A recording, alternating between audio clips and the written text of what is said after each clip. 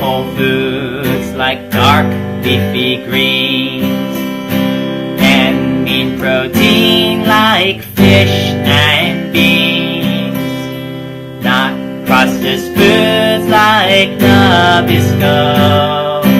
Time to cook with Dr. Crisco.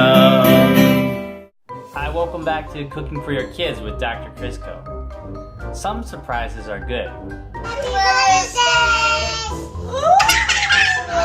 And then some surprises are bad. Kyla, I cooked Nemo! And some surprises may seem bad at first, but then turn out to be good. Uh-oh, do you have the hiccups? No. You don't have the hiccups? No. Cheese. Uh-oh, you got the hiccups. No. We're gonna need to find a cure for that. No. Got the hiccups?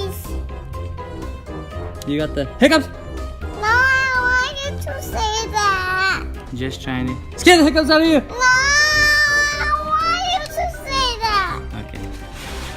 I think I cured you of your hiccups. No, I want you to say that. I think I cured you though.